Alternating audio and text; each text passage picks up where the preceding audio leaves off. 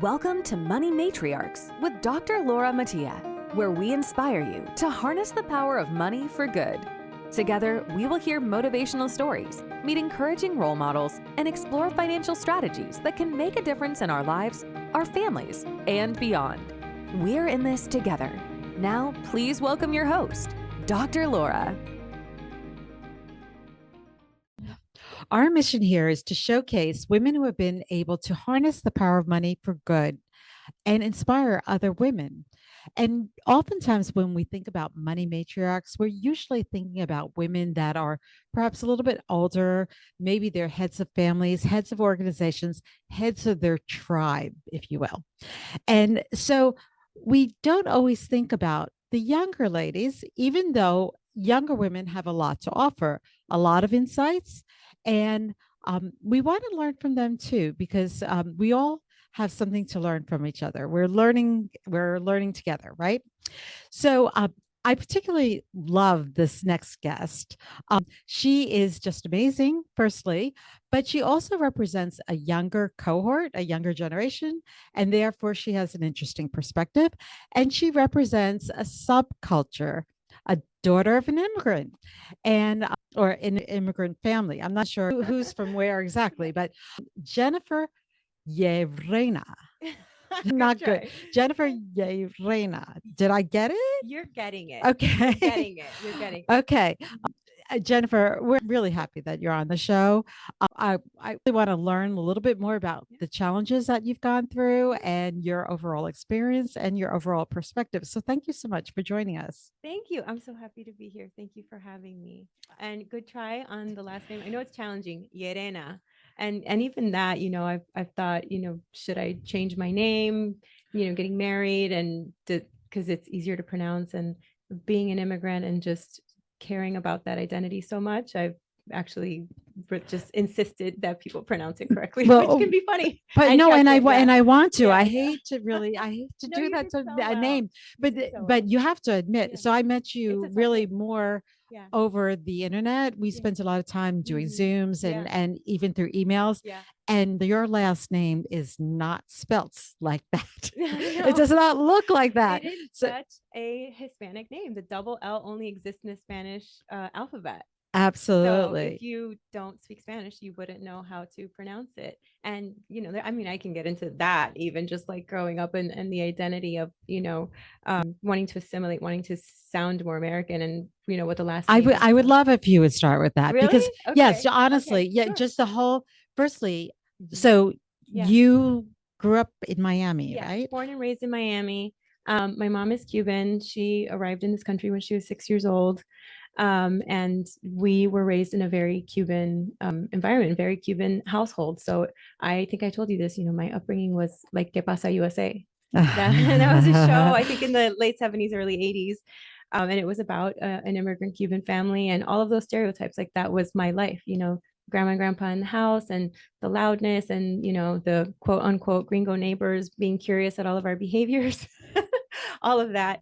And I think probably the closest thing to it in a modern context is my big fat Greek wedding. I feel like it's really, really similar to my upbringing. So my Cuban identity is a huge part of who I am. In fact, my mom insisted that we learn English in school, so we only spoke Spanish at home. So that's how ingrained it is for me. My first language is Spanish, and I even think certain things in Spanish and also in English. And oftentimes, the context behind a word does not translate. And so, even there, right? I feel so you like have to translate. You have to try to translate. Okay.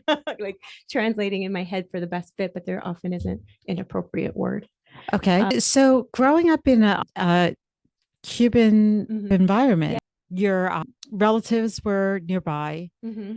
Your friends, was it a Cuban neighborhood or in Miami, like that? Yeah. So my upbringing was not unusual. That was the norm in Miami. And, but I think where I felt, going to my name, right, where I felt like it was really, where I really felt like that sort of, come from an immigrant family, and a little bit of that outsider and the challenge of whether to assimilate or not, was when I started working. And, the firm that I started with was in Gainesville, Florida. Oh, so you can imagine, right? Yeah. Nobody knew how to say my name.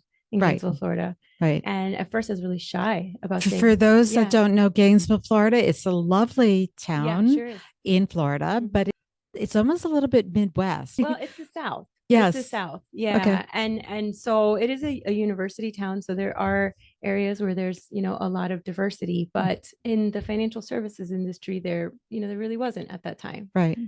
So, I was something of an oddity, a curiosity.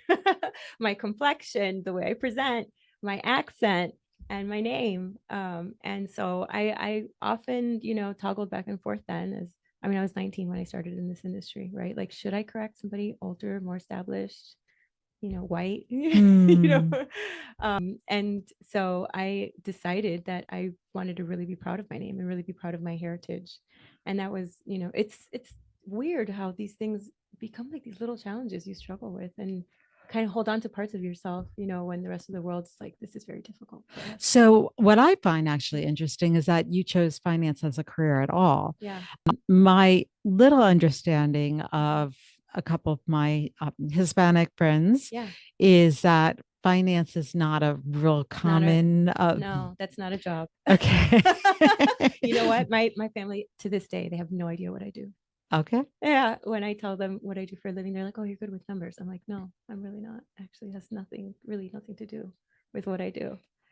So, Okay. yeah. So was there a lot of conversations at home about money when you were younger? Oh gosh, this can go in so many different directions. I know one of the things you had asked me earlier was like, what's your relationship with money? Like, what's your money story? And I think as an immigrant, we had a money story that I had to overcome because my family lost everything. Right. This is not an uncommon story for a lot of Cuban immigrants, right? And so our family, they were well-to-do in Cuba. Everybody says that, by the way.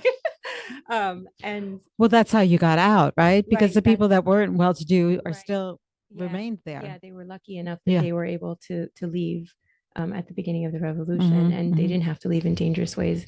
Some people did have to leave in extremely dangerous ways, taking to the water. They were able to fly out, and we couldn't do it at the same time. But for the most part, everybody got there pretty safely and easily.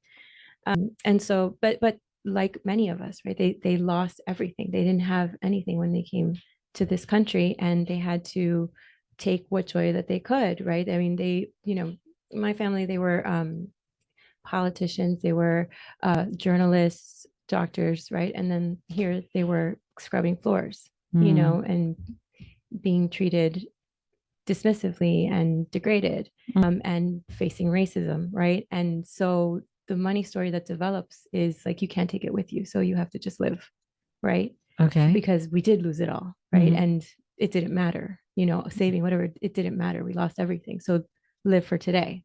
Right. At least that was what my family took away. Now, I can't say that every immigrant family has taken that, has made that their money story, but that was something I had to overcome because they weren't thinking about generational wealth. They were thinking about surviving. They were thinking about claiming what joy they could, while they were working so hard, and they came with 7 kids. So they were working 4 jobs, they couldn't even sleep every night. So, when they could afford to splurge a little bit, they did. And even then, right, my grandparents did very well for themselves. They retired in the Keys.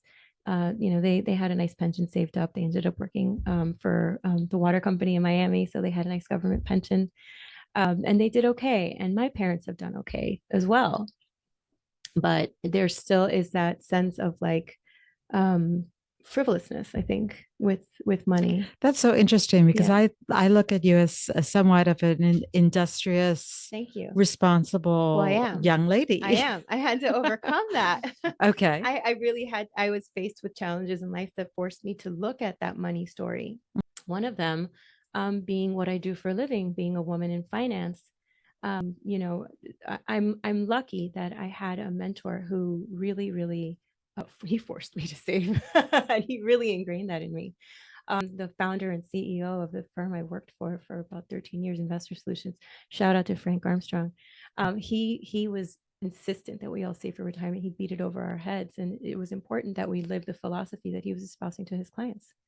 So that was hugely instrumental to me. But also, financial literacy is so important as a woman, especially.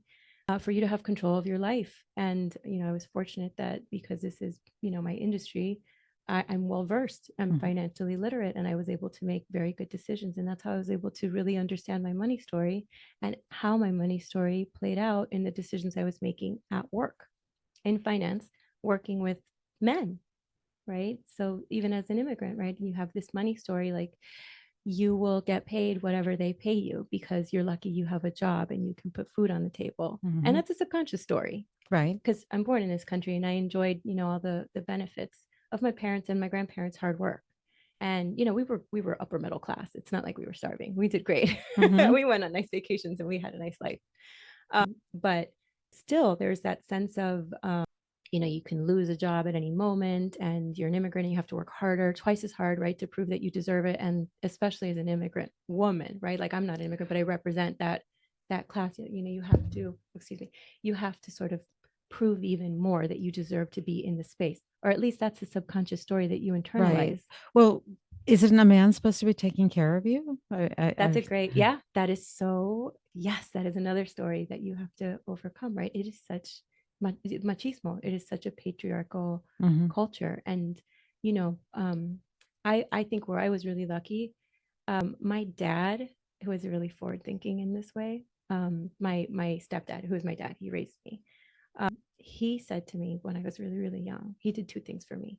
We went to the bank and we set up an account together. He's like, this is your money. We're going to put money here for you. This is your money. He taught me to save. He's a saver. My mom's not, but I digress. And the second thing he did for me, he said to me, when you get married, your money is your money and your husband's money is your money. that works. And, he didn't explain, but later when we talked about it, he's like, well, men have more advantages than women. And if you get divorced, and, he was married 3 times. So I guess he was coming from a place of experience. When a woman gets divorced, it is much harder for her with the kids, and just having financial literacy and resources to get back on her feet. And so he really, wanted my story to be different in that way. But I didn't, I think it just takes you going through stuff to really actualize the things that you were taught. So in my first marriage, I didn't do that. I did the traditional Cuban thing, right? I let the man lead. All right. And then, I got divorced and I learned that was a really bad idea. Mm. So even though I was financially literate, even though I was in the finance industry, I still, kind of made that mistake because that was a norm that I had internalized.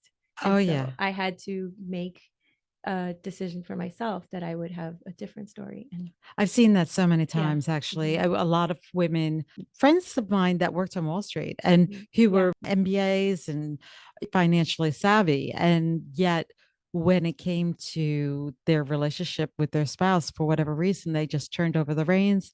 And in some instances, really, it did not turn out well.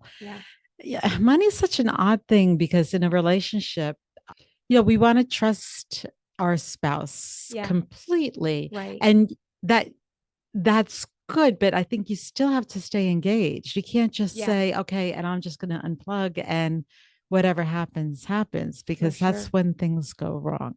Yeah. And I think even just looking at it without the gender dynamics, right? Every individual has their money story, their traumas, their stories that inform the decisions that they make around money. Money is emotional. It's an emotional resource. And so you're prone to certain spendings at certain points of your life, depending on what you're going through. Sometimes you're a better saver, other times you're a little spendier.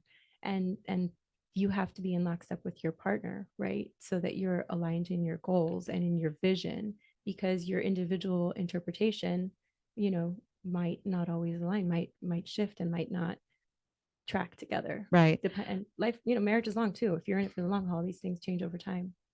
But it does also hold that power to be able to say, you know what, I make my own income and this marriage is it's not healthy for me. Yeah. And I can leave this. Yes, absolutely. Yeah. I was blessed, as far as divorces go, they're not really pleasant things at all, but mine, I'm proud we did it well. Oh, good. Yeah. And so I as far as divorces go, I was pretty okay after, but I learned an important lesson, right? And that is that subscribing to the idea that your husband should kind of be the CFO of your life and dictate, all the financial moves is not the way I want to go. Mhm. Yeah. Good. So there's that whole subculture Mhm. environment that you grew up in. And Yeah. then you also are a couple years younger than me. I think you called yourself what was it? A grand Millennial. millennial? What? Well, I wrote it down because Yeah. I was like, oh, Yeah. that's interesting. I never heard that Mhm. before. And I Yeah. did look it up. Do you want Uh-huh. to Sure. define what that means? Yeah. So I'm a grand millennial. That means that I'm 40-ish or over 40. Yeah. And Yeah. and so I was at the top of that generation bordering Gen X. Okay. I had a beeper. I used Okay. a fax machine. I used a payphone. Uh, I got my first cell phone when I was in college.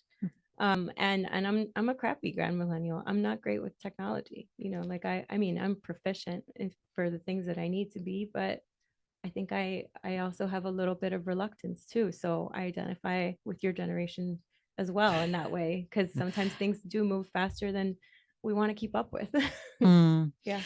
The grand millennial also Mhm. has some kind of homage Mhm. to the older generation, doesn't it? That whole concept behind that, liking, I guess, kind of almost pushing away the idea of minimalism Sure. and Yeah, and I espouse that too very, very much.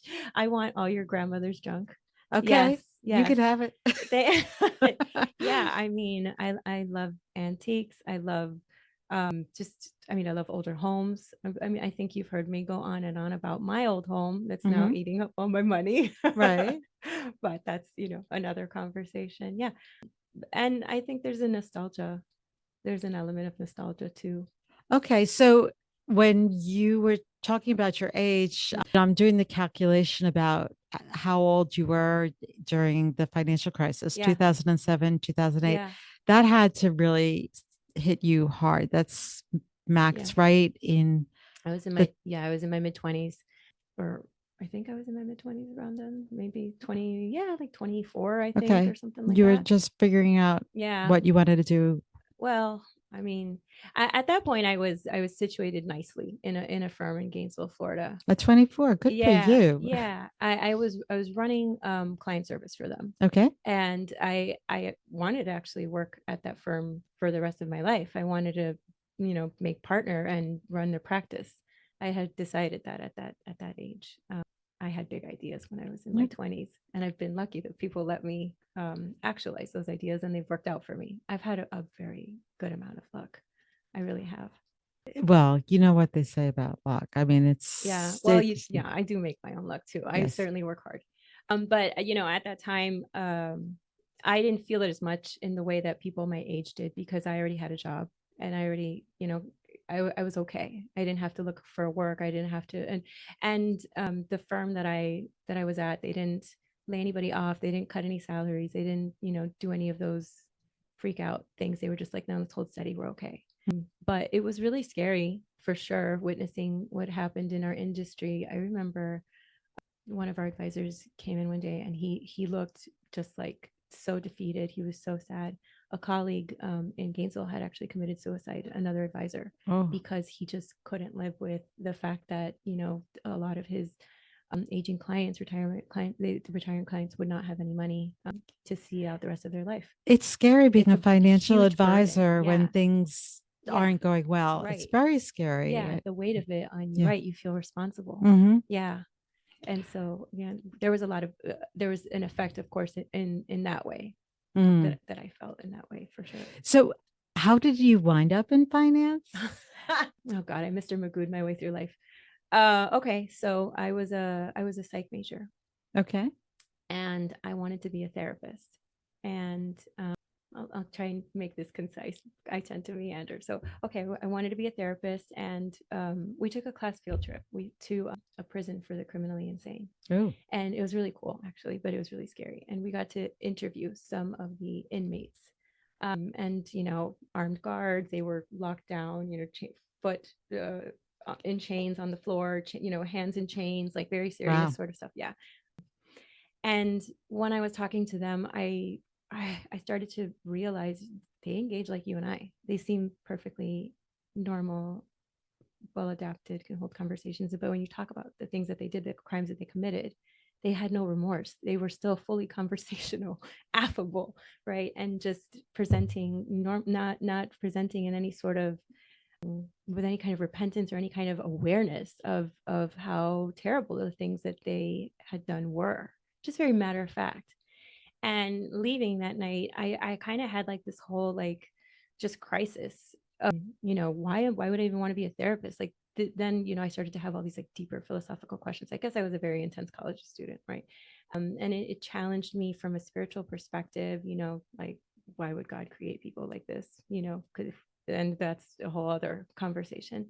And then what is the effectiveness of you as a therapist if some people are just wired this way? They're like wired wrong. Their brains are so different that can you even help anyone? Is that even real? And so now I'm having all these like psychological, deep philosophical questions about the like even relevance of psychology as a practice and Right. what I don't know.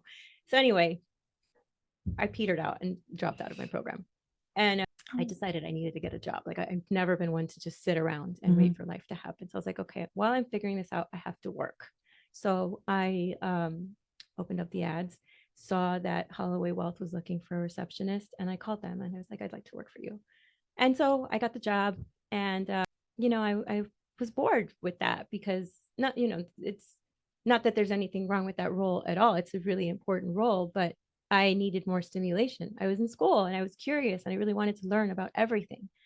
So I started to read their client files for fun after I'd already organized everything and done everything that I could to keep myself busy. I started to read their client files for fun. And, I noticed like a beneficiary change. I started to get curious. What does this mean? Did this person remarry or a large distribution? What does this mean? Did they buy a house? And so I started asking the advisors questions. What were the events that were triggering these financial decisions that we were making for them? Right? Why were we trading in this way? Why did we move from this fund to this fund? And they were happy to honor my curiosity and inform me of their clients' stories. And that's when it really started to dawn on me that you could really help people through money, that money is at the center of so many important things for us, so many important life events, and really can transform how a person lives and even their sense of identity, legacy, how they are able to connect with their families.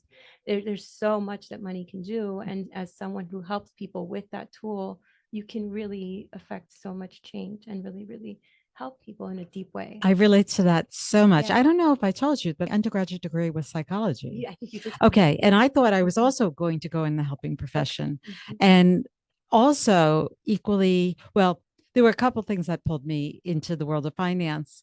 But I realized that I didn't want to necessarily try to help people that I didn't think I could really help. Yeah. When I realized that this was a tool that could really help people catapult their lives into Yeah. something. Yeah, it just Yeah. it made all the difference. And that's what I do love about our jobs. Mhm. And what you started talking about, why did we make this distribution, or why it's all about people's lives Yeah. and what they're going through. And Yes. the money is just the tool that they're using to navigate. Exactly. Yeah. So I became more and more fascinated with the industry, and I was lucky again that I had people who were willing to invest in me. And so they were like, okay, do you want to learn more? And yes. Do you want to do more? Yes. Do you want to pay me more? And they did. And so now I had a career. There I was. And that's how I Wonderful. started. Yeah. That's very exciting. Yeah. And so it's kind of interesting that we both wound up now at the same company. Yeah. The Wealth Enhancement Group Mhm. is definitely a firm that focuses not necessarily on the money. I mean, the money's, of course, a thread throughout everything that we do, but they're very, very focused. Everybody that we've met, everybody we've talked to, when we look at the mission and the purpose, and Yeah. very focused on the client, Yes. very client centered. Yes. What can we do to better serve the client? Yes. And that's really what attracted us to the Wealth Enhancement Group. Yeah. Was that whole message. Well, me too, because at the end of the day, you want to feel like your life has purpose, like you're doing something that has a meaningful contribution that really helps people. Mm. Service, that's what's interesting to me too, connecting with people. That's what's kept me in the industry this long. So do you have any sense of how many women advisors are in the group? Oh, I wish I knew that. I don't. I know in Just a general, feeling and well, I mean, in the industry, right? Women advisors only represent like 25%. yeah. Yeah, in the industry. CFP is 23%. Yeah. Yeah. So I know I wish I had a number and I don't. I wonder, so we're gonna have to find that out because Yeah. I think that our firm probably would attract more women because it isn't just about, the bucks. It's more to it than that. Well, I just talked about this with a group of women actually at Wealth Enhancement Oh, Group, and that's okay. how I was able to say like 25% because so I lead a women's group, Oh, M&A ladies, oh, and I'm given the opportunity to nerd out on anything in our industry that interests me, and then I can present it to the ladies, and they're indulgent and they let me do it. It's also a great platform for sisterhood, and because M&A in particular, is I think a classically male dominated arena, we really wanted to have our own space for mhm. sisterhood and to share our challenges and learnings. And so last month's topic was female advisors and how important they are to women in particular. But Did how you important they are to discuss why there aren't more female we sure financial? did. Yes. Okay. And Yeah. what did you come up with? Well, there's a few main categories, right? A few main areas. So inflexible work hours because women often have to also be the main caregiver, and so they need flexibility so they can do the mom things. And I'm going to argue against that, though. I'm going to challenge that. yeah, Accountants, women are 50% I think they're even more than 50% of the demographic. yeah, Attorneys, yeah. doctors, women are out there in these other professions. Well, and I can say this from my I don't have kids, but I can say this from my experience in finance. So here's also where it comes down to the the the majority of advisors are males, right? And so women don't have other women to mentor them and to take an interest in their careers. And also, the way that we bring up our junior advisors is really well suited to male advisors and not so much to female advisors. So, what I learned is female advisors tend to be more planning focused. And this is great because this is how you really connect with your client and how you're making a huge impact on their life, right? But that means that they tend to come in as servicing advisors when they're building their book, right? They'll start as servicing advisors and they're not necessarily out there pounding the pavement in the way that some of our male advisors are.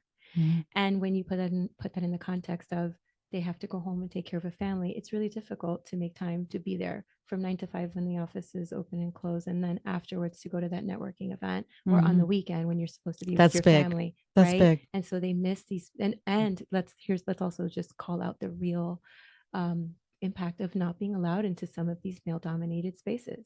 Been there too, Yeah. the guys are going to go So have I. golfing. They're going to go have a scotch and a cigar, and Yep. you're not welcome.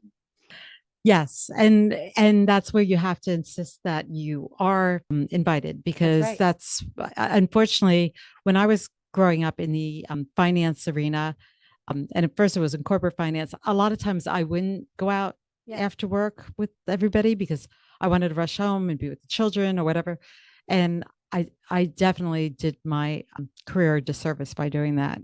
I did it. I didn't even have kids, but I wanted to be a good wife. I did when I should have been networking and really taking advantage of all the opportunities that were available to me. I didn't because I wanted to go home and be with my husband, right? Because that's what you're supposed to do. Yeah. Jennifer, I don't know if you know, I've been exploring this whole thing for many, many years. I've taught women's financial groups. I've done these different kind of mentor circles types of things. I wrote a book called Gender on Wall Street, Empowering Women in the Financial Services Industry. Oh, I know. You're impressive. I mean, I've been really trying. And in fact, we have a peer-reviewed article coming out in the Journal of Financial Planning this summer.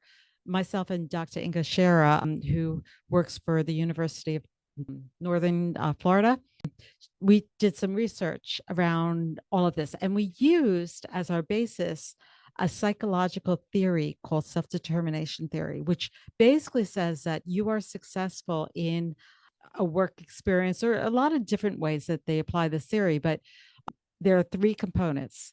It's kind of a take from Abraham Maslow's Mhm, hierarchy of needs, needs, yeah. but that never was really proven empirically, whereas this theory has been proven more empirically. They focus on number one, autonomy, number two, relationships, and number three, competency. Mhm, And really, our research, when we did it, we found that women have the same needs as men in those three arenas. mhm. So there was no difference in need. And Right. a lot of people turned around and said, oh, see, your research was a failure. You didn't identify a unique female need. And I said, no, no. What we identified was they have the same need and it's not being satisfied. Yeah, that's right. Yeah, the cultural demands sometimes diminish the Right, capacity for those things to be satisfied. Yeah. right. So we have to work on this. I agree. I agree. Yeah. Well, and I think that's another important thing that you can do with money, educate women on how to manage their money and how to make empowered decisions and how to ask for money. That was something that I struggled with for a long time in my career. How to ask, Negotiating your salary. yes, how to ask for what I deserved, how to not be afraid, and also being visibly ambitious, which was a huge challenge for me as a woman in finance, being okay with being visibly ambitious. Okay. Yeah, and claiming that space. So, do you have any secret that you could share with any of our listeners? Ask for what you want. I think in all areas you have to ask for what you want. Somewhere you develop the confidence, though, to actually say, you know what, I am worth this. That's right. Yeah.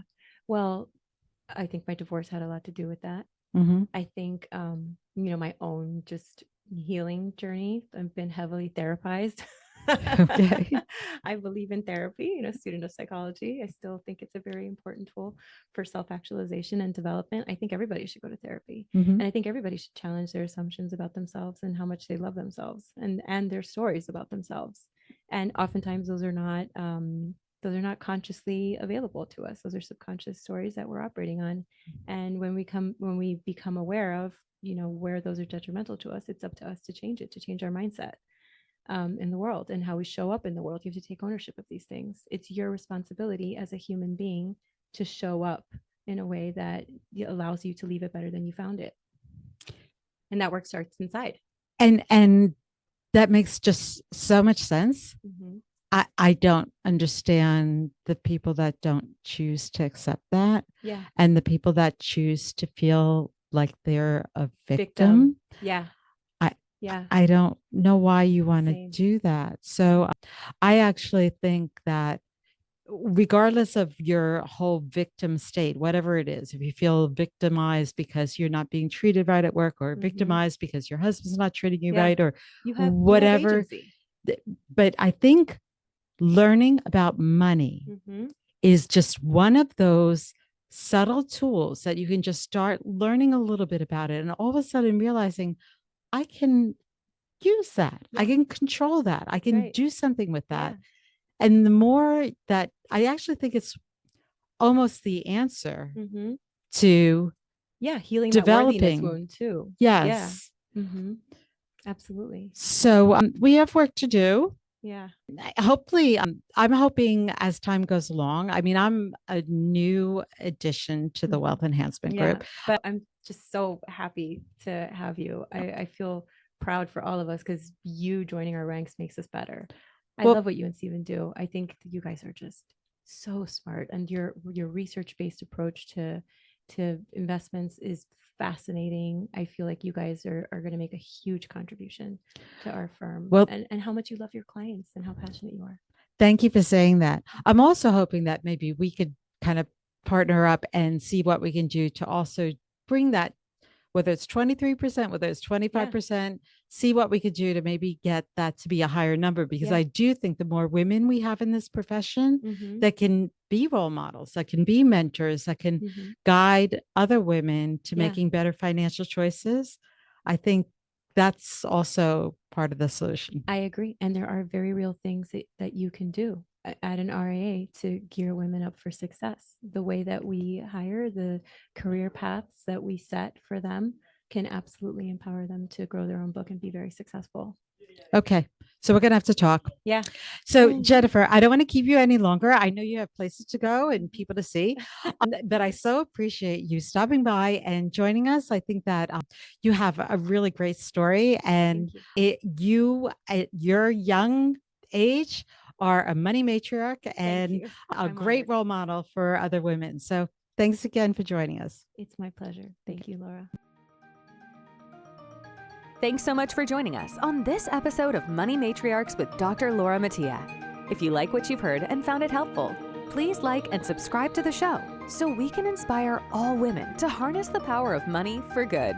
Stay inspired, and we hope you'll join us again in the next episode of Money Matriarchs.